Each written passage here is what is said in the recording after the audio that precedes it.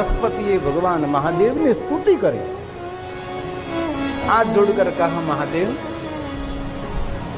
देवता सभी श्रृंगार करके पहुंच गए हैं, आप जरा पीतांबर को धारण करें भगवान। भगवान स्वयं महादेव जी ने कहा कि हे नारद, हे बृहस्पति, आपको तो सब कुछ पता होना चाहिए। मैं एक मृग चर्म रखता हूं, दूसरा मृग चर्म मेरे पास नहीं है। मेरे अंग पर जो सर्प हैं वही मेरी सुंदरता है, यही मेरी दिव्यता है। सभी विश्व के देवी देवता तो सोना चांदी हीरा मोती धारण करते हैं, लेकिन शिव जी की विचित्रता है, बड़े बड़े सर्प को धारण करते हैं। महादेव ने अपने स्वयं के रूप को समझाने का प्रयास किया है।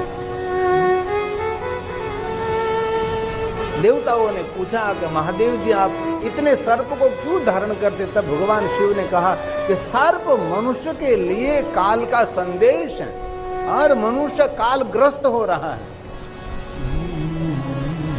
सर्प क्या है? तो कि काल का एक स्वरूप है। काल, व्याल, महात्रास। कलयुग क्या है? बड़े जहरीले सर्प जैसा कलयुग है। सबको डंस कर रखा है, सबको डंक मार रहा है। हर व्यक्ति को मिले, सब व्यक्ति अंदर से कुछ न कुछ पीड़ित हैं। एक कलयुग का प्रभाव है। कोई भी व्यक्ति को, ज्ञानी अज्ञानी, महाराज महाराज, सब राजा महाराजा, सब कहीं न कहीं इसलिए कलयुग का ही प्रभाव है। और सभी देवताओं ने भगवान शिव जी को कहा कि भगवान, हम सभी मिलकर आपका श्रृंगार करेंगे। और कथा का सुंदर विस्तृत विस्तरण है कि देवताओं ने भगवान महादेव का श्रृंगार किया है।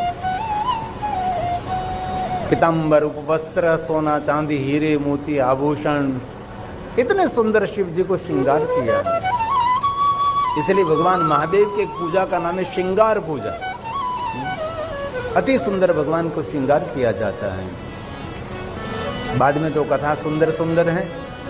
शिव जी नंदी पर सवार हुए, देवताओं ने जय जयकार किया, देवियों ने मंगल गीतों का गायन किया, ऋषि मुनियों ने मंत्रों का गायन किया।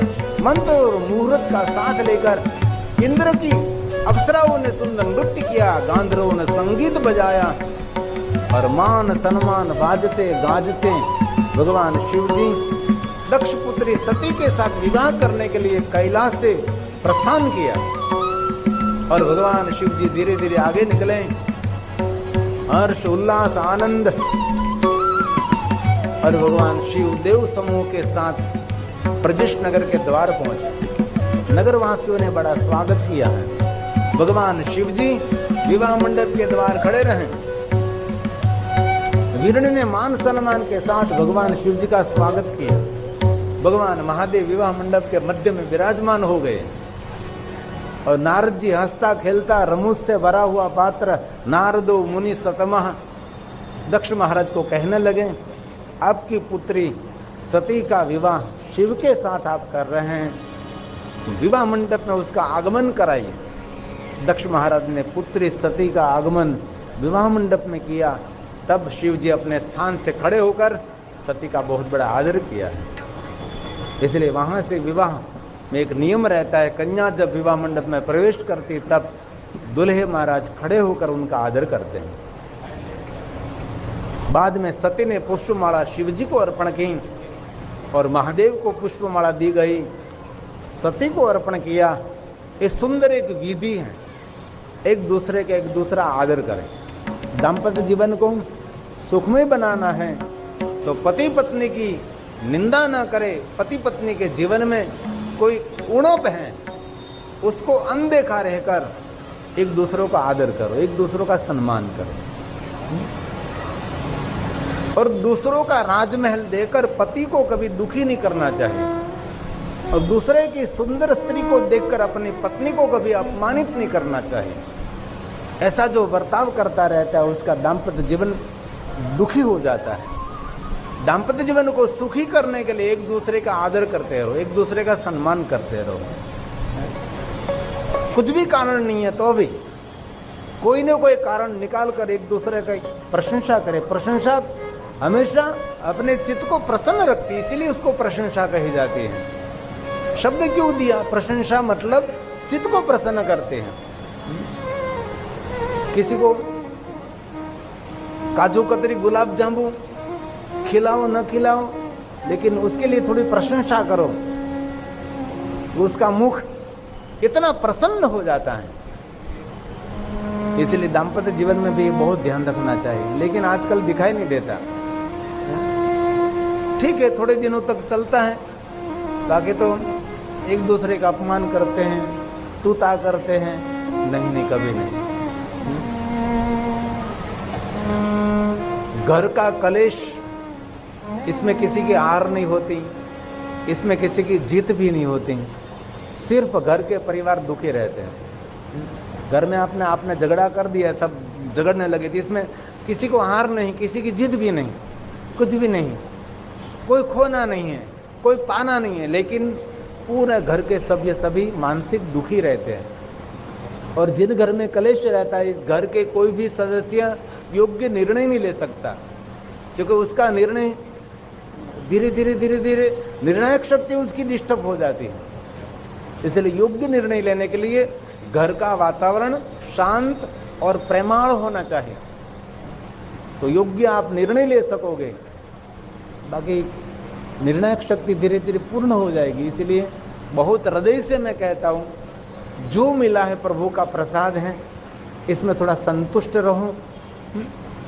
सादा भोजन मिले तो भी भगवान की कृपा है। आजकल पता है आपको, बड़े बड़े राजमहल में रहने वाले सेठ लोग सादा भोजन कर रहे हैं। क्यों? तंदुरुस्त रहने के लिए। तो हमने भगवान ने पहले से कृपा कर दी, सादा भोजन करें। और भोजन मानसिकता को डिस्टर्ब करता है। आपको अनुभूति करना, रात को तला हुआ पदार्थ आप खाओ तो सुबह में आपकी इतनी स्फूर्ति नहीं होगी। जो सादा भोजन करके आप सोए हैं, जो मन आपका प्रफुल्लित रहता है, इतना प्रफुल्लित, शाम के समय ऐसे तला हुआ पदार्थ खाने के बाद सोएंगे तो मन इतना प्रफुल्लित नहीं रहता। हमारे ब्राह्मणों के बच्चे जब पाठशाला में पढ़ने के लिए जाते हैं तो बहुत सारी चीज वस्तुओं को खाने नहीं देते, और खाने में बहुत ध्यान रखना पड़ता है। हमने जब से कथा में प्रवेश किया तब से बहुत सारी वस्तु का हमने संपूर्ण जड़मूल में से त्याग कर दिया। तब मानसिकता ठीक रहती है, विचारशीलता ठीक रहती है। बहुत कुछ छोड़ना पड़ता है, तब बहुत कुछ मिलता है। जिनको छोड़ना नहीं आता उसको बहुत कुछ मिलता भी नहीं।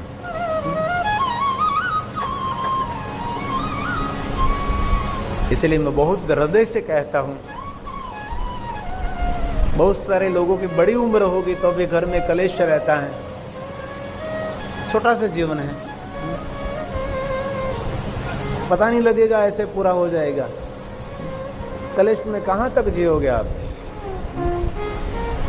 थोड़ी घर में सुविधा है तो कोई बात नहीं, भगवान ने जो दिया। दूसरे जैसे मेरे पास वस्त्र नहीं, सोने चांदी का आभूषण नहीं, दूसरे जैसा बड़ा फर्नीचर, बड़ा फ्रिज नहीं है, तो क्या हुआ इसमें? एक बात कहूं, घर में सुंदर सुंदर सुविधा है, ये घर स्वर्ग नहीं है। जिनके घर में संपूर्ण आत्मा की शांति मिलती है वही घर स्वर्ग है। तो घर में शांति रहनी चाहिए। और घर के सभ्यों ने कुछ गलती की, कुछ भूल करी तो भूल को भूल जाइए, लेकिन घर में शांति का वातावरण बनाओ। आज सुबह में कोई दादा दादी मुझे मिलने के लिए आए थे, दादी इतनी माथा भरे थी। मैंने दादी को पकड़कर कहा कि दादा को शांति लेने दीजिए, अब वो वृद्ध हो गए हैं। दादी नो त्रास सहन करके दादो वाको वળી ગયો હતો। મેં કીધું હવે તો ને શાંતિ લેવા ગયો। એટલી બધી ધમકાવતી હતી, પણ મને એમ લાગે દાદાએ એ મહાદેવની પૂજા નહીં કરી હોય.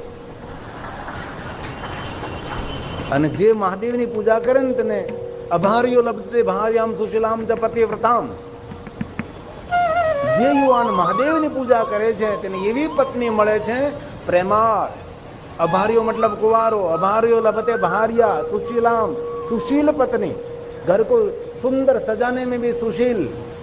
रसोई भोजन बनावे तो माता अन्नपूर्णा का प्रसाद. उदारता माता लक्ष्मी जी भी.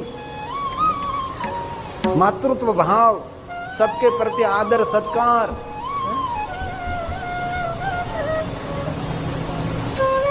पण जेणे आवी धमधोकार पत्नी मळी होय તેને સમજી લેવું કે પુરુષે ભગવાનની સાધના નથી કરી. इसलिए योग्य पत्नी के लिए જેને મળી ગઈ તેનું તો બધું લૂંટ્યું. હવે તો આવતે ભોવે ખબર નહીં શું થાય. इसलिए घर में शांति रखिए. आप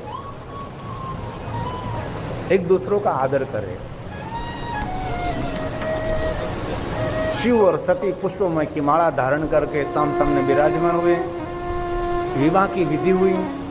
गर्गाचार्य महाराज, बृहस्पति देव, नारद जी, सप्तऋषि और सब सुंदर भगवान शिव और सती के विवाह का दर्शन कर रहे हैं. बहुत सारी इसमें पूरक कथा बहुत सारी हैं, लेकिन ये सभी कथा तो मैं प्रणाम करता हूँ. ब्रह्मा जी की विचित्रता है इस कथा के अंदर. बहुत सारी शिव जी की बातें भी हैं, लेकिन बहुत सारी बातें कथा को योग्य आकार देने के लिए ये छोटा मन वाला समाज उसके सामने बहुत सारी कथा नहीं कहनी चाहिए, बहुत सारा वर्णन नहीं करना चाहिए. तो बाद में शिव और सती का सुंदर विवाह हुआ. दक्ष महाराज ने अपनी पुत्री सती का दान किया, भगवान शिव जी को अर्पण की. और शिव और सती का विवाह पूर्ण होने के बाद ब्रजेश नगर को छोड़कर शिव और सती कैलाश के द्वार पर आए. भगवान विष्णु जी, लक्ष्मी जी ने शिव और सती का स्वागत किया, क्योंकि कोई माता पिता तो है नहीं, कौन स्वागत करें. जिनके घर में जिनके पर माता पिता की छत्र छाया नहीं रहती न, उसका जीवन कभी देखना.